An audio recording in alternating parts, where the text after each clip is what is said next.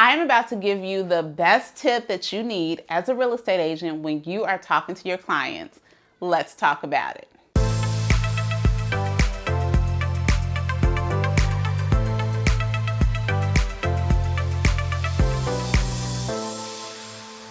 Hey everybody, it's Rosemary Lewis, your educator agent with eXp Realty, and you for sure want to hear this tip that I am about to give you, especially when you have to have a critical or a more difficult or crucial conversation with your clients or honestly anyone in the field.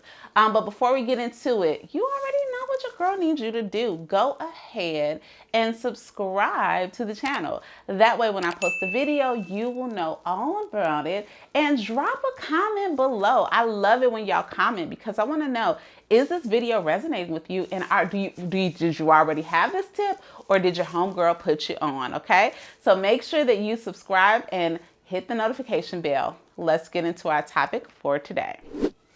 Okay, y'all. So one thing about being a realtor is that I know for myself, when I got into this business, I was a teacher. And of course, I don't care what it is, a lot of times when you're looking from something, or you're looking at something from the lens of your perspective, it can look a lot easier or harder based on what you put on it. And I know that real estate for sure is one of those professions that when you see the people on Instagram and when you see, even working with your own realtor, it just seems like it's such a cake position.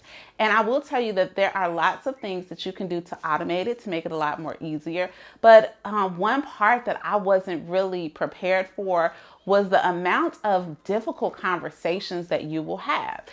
Sometimes you have to have difficult conversations with a buyer to let them know that their offer was rejected.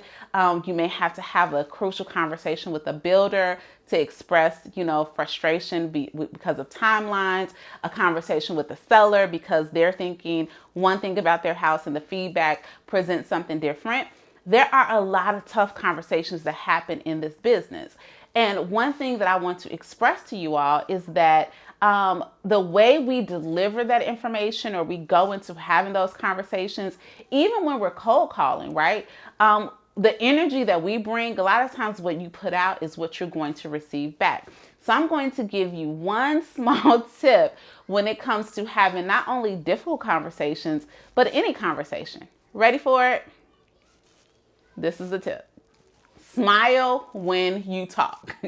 It sounds like such a simple tip, but trust me, it makes all the difference in the world. So let me give you an example.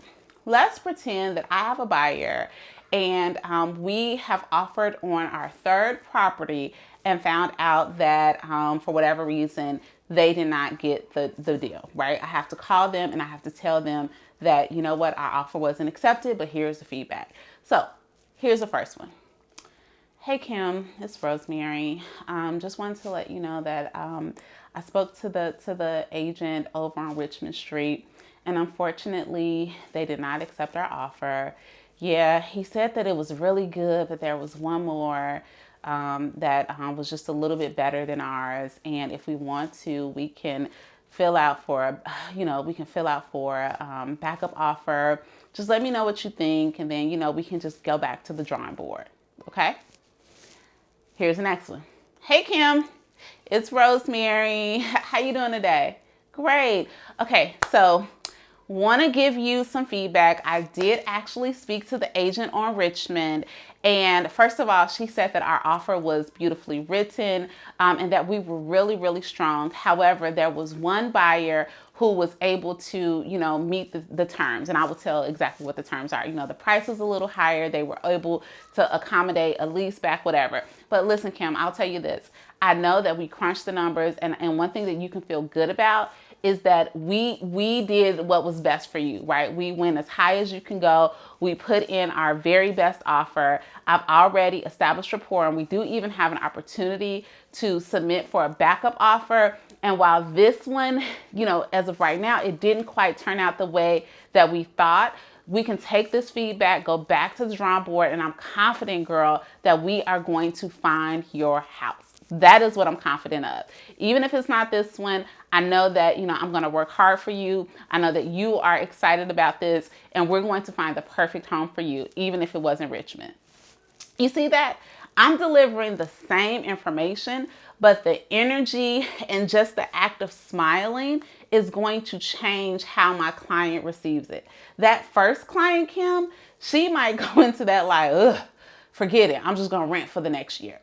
And even if second Kim wants to rent for the next year, I'm still bringing options, right? I'm still giving her hope. I'm still giving her honest feedback on why we did or didn't do it, or why we did or didn't win the offer. But it's just the delivery, the pitch, and just the act of smiling changes how you deliver the information. Now, I wasn't being fluff, I wasn't being phony, but I was making sure that my cadence and my energy that I'm bringing to this tough conversation, it kind of lightens the blow. And I'm the same way. Look, I just had a situation with an agent who wasn't quite professional in one of his dealings with my listings. And I called him and I smiled. I was like, look, bro, here's the deal.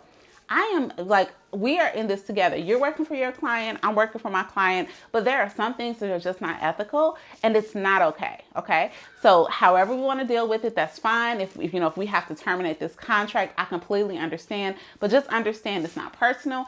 I'm advocating for my client just like you're advocating for yours, as opposed to, trying to catch flies with vinegar, if that makes sense.